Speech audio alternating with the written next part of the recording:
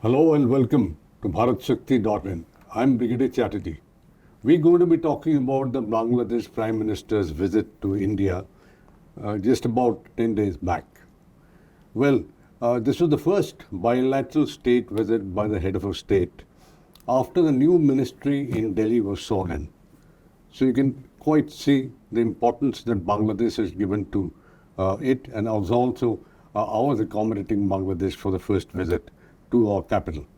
Well, there are lots of issues which were discussed, and we have a very old relationship with Bangladesh. It's essential to go into the details of this issue because this is going to shape our relationship for the next couple of years, perhaps. To put me through the paces, I have with me Nitin Gokhale. Nitin Gokhale is our editor-in-chief, and he's back home with us. Nitin, if you're ready, I'll take off. Sure. Please go ahead. Thanks for having me. Right. The first issue is about this visit in general that I'm talking about. How did the visit go, and what was the major issues really discussed? Well, I think first thing one has to, like you already mentioned in your introduction, that this is one of the closest relationship India has in the subcontinent. And of course, it goes back to the formation of Bangladesh in 1971. And thereafter, its trajectory, first as a poor country, poverty-stricken, but then developing and developing very fast now. One of the fastest growing economies over the past 10 to 15 years, with a lot of hard work. Bangladesh is doing all that. And it is also very closely land-linked and land-locked by India's northeastern states. In fact, Tripura is so placed as far as Bangladesh is concerned that Bangladesh is on the three sides of Tripura. Or India also has very close land border. One of the longest land borders with any country India has is Bangladesh. So it is a very important relationship, and it has gone through its trials and tribulation, or even turbulence, I would say. But at the moment, I think India and Bangladesh are in a sweet spot, and therefore this visit was a reaffirmation of the relationship, the reaffirmation of the number of initiatives that they have on both sides, joint initiatives, partnerships, agreements on various issues. The overarching theme was about connectivity, commerce, and collaboration between the two countries, and that's about sums it up all well, I think. Okay, and if you see the relationship growing, Nitin, it's been through a bit of phases. Well, the phases with Hasina have been more pleasant. Yes. The phases without Hasina have not been so pleasant. In the past 25 years or 20 and years. now we get to see a phase again with Hasina and Modi both being common factors being carried on further. Right. So the last 10 years, the relationship has really gone from strength to strength. And you rightly mentioned that Sheikh Hasina is now in the fourth term of her prime ministership. In the first term, she had tentatively reached out to India. She always had close relations with India. But in the past decade or so, I think the relationship has now assumed what I call normality. In the sense, both sides are now looking to build on the partnership in various sectors, from trade, commerce, connectivity, defense, space, and looking to enhance the markets for each other. Also looking at strengthening the political dialogue. So India calls Bangladesh a trusted and valued, close and valued neighbor, and Bangladesh calls India a trusted partner. So there is no denying that this is one of the most reliable, most solid partnerships that India has in its immediate neighborhood. We'll go a little further and see a little bigger space. Sure.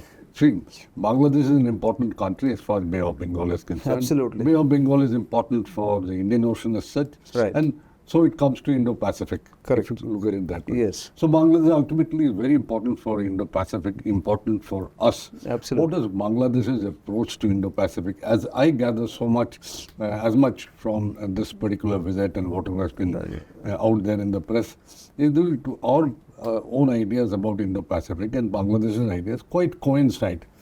But then They do. give us- They do. In fact, that's because, like you rightly said, Bay of Bengal is important.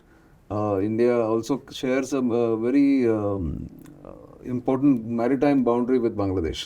And it's one of the few maritime disputes that were settled, between really. two countries. Exactly. And India actually conceded and agreed to the international tribunals or the courts award to Bangladesh, which they got the advantage because you have Sundarbans, you have the entire Bay of Bengal, and the grouping called BIMSTEC, the Bay of Bengal Initiative on various issues, which includes India, Bangladesh, Thailand, and Sri Lanka, other countries, is also important. Now that falls into the framework of the larger construct of Indo-Pacific. Yeah. And there, both countries want a free and open Indo-Pacific rules-based order, no encroachments in any other country, or no forcible takeover of any other country's territories or islands, and also sustainable goals that both agree on. That the fishing must be sustainable; it cannot be indiscriminate. The oceans must be protected because oceans bring life. Also, the climate change is induced by oceans, depending on how they are exploited or how they are overexploited. So, I think Bangladesh and India have that common objective as far as Indo-Pacific is concerned in the non-traditional areas too, non-traditional security areas. In security areas, of course, the fact that India is partnering in the Quad grouping. So Bangladesh, being India's closest neighbor, also has maritime interest, has maritime partnership, defense partnership. As we speak, the Indian naval chief is in Dhaka, trying to enhance the partnership further. He is of course going to attend the passing out parade of the Bangladesh Naval Academy. Apart from that, the maritime cooperation, both in terms of training, in terms of the sharing of intelligence, in terms of repairs for ships, all that, and repairs and refit of ships is also increasing between India and Bangladesh. So therefore, I think this Indo-Pacific construct is an important overarching framework under which both India and Bangladesh work in different segments, as we can now very well realize. Like, since we're talking about Indo-Pacific, let me get the elephant into the room. Yeah. What about the Chinese? Bangladesh has a strong relationship with the Chinese, and the Chinese definitely are not looking at Indo-Pacific the way we are looking at it, or the way other Western powers are looking at it. So there's a bit of conflict somewhere. That's right. So if you could... this is one of the concerns that India has had for a long time, and has expressed it time and again, as close friends ought to, that Bangladesh military imports or is dependent on Chinese military hardware quite a bit. It doesn't have much of Indian hardware, Indian military hardware. Although it does a lot of training in India, a lot of its personnel get trained in India, the hardware that they get or at concessional rates from China has meant that the Bangladeshi military has been very closely associated with China. Now, they have also offered, for instance, given to Bangladesh 3 submarines. Yeah. And therefore, one submarine base was built at Pakua. All that has happened. But Bangladesh keeps reassuring India that, while our relationship with China is transactional, India and Bangladesh relationship is more civilizational because of common language, Bengali, common culture, despite difference in religion in a large segment of Bangladesh population. And they also point out that India's assistance to Bangladesh over the past 10 years, development assistance, has been to the tune of $10 billion. It's the largest recipient of Indian aid and development funds in South Asia. or in the Indian subcontinent. In Asia, let me say, not even South Asia, but in Asia. So therefore, this is a contest which will happen everywhere. It's happening across the countries, be it in Africa, be it in Asia. So China will always be the elephant in the room or the dragon in the room, if you want to call it. But Bangladesh is very cognizant that it has to have partnership with India because of the easy access to a large market that India provides to Bangladeshi goods. India's northeastern states are a natural market for Bangladesh. And therefore, let me take off from there itself. Yeah.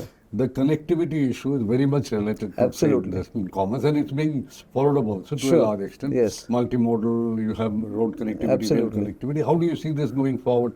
So it is an ambitious connectivity project. If you see, the basic underlying theme here is that all the connectivity routes or the pre-1965 connectivity that existed between what was then East Pakistan and India must be restored and go beyond.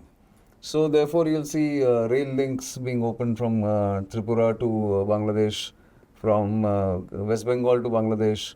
There is also a river route from Meghna to Brahmaputra, when ships have to come from the large volume traffic or large volume cargo. For instance, big machinery boilers for refineries in Assam were carried through from Calcutta, from By road to- by river route from Hooghly. It went down to Meghna in Okay, Bangladesh, then joined up to Brahmaputra, which goes down to Bangladesh, but they sailed upstream and came via the Brahmaputra to near Kaziranga. In Numaligarh refinery, the boilers were brought there because they were large dimension boilers. So therefore, there is natural connectivity which existed, like I said, before 1965. They're trying to restore that. There is road connectivity. There are bus services. We used to be there. COVID had disrupted that.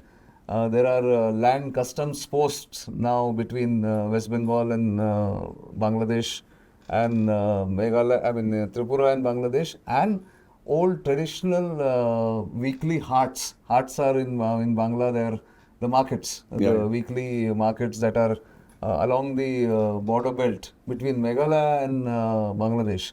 They're all been activated. So the linkages are being restored in various ways. Not just traditionally, but also in the modern means of transport. It's certainly good for the economy. Good for the in those economy on both sides. Border areas especially. That's right. Those people there will benefit out of it. Absolutely. Like, we'll talk a little bit about defense cooperation. That's also been one of the discussion points during the visit. That's right. And there are two issues that I want to bring up. One is about they're talking about forced modernization. Right. Forced modernization of Bangladesh with our assistance. So there's a scope for our Indian industry also to perhaps play a role in it. That's Sure. one. And the second is they were talking about is training of officers on both sides in each other's institutions, etc. If you could just elaborate. Yes, of course. The training is on track. Absolutely. I keep encountering at least 3 brigadier level officers from all the 3 services in the National Defence College. You see many of the Bangladeshi Navy personnel being trained in Kochi. War and college. War colleges, of course. There is this senior officer study period, or there is the They come for the HVOC. civil They come for that. It's the higher defence orientation course happens in Mau. So there Bangladeshis come. They also do joint exercises, for instance, between each other's armies and navies. Air Force chiefs, like I said, most of the Indian Army chief or the Indian Naval chief, the Indian Air Force chiefs have made first trips after taking over, first visits abroad to Bangladesh, or to Sri Lanka. So either way, it's always the first or the second trip. That is the importance given to Bangladesh and the India-Bangladesh defense relationship. Only question mark here is about the Indian defense products not being encouraged or bought by the Bangladeshi military in large quantity so far.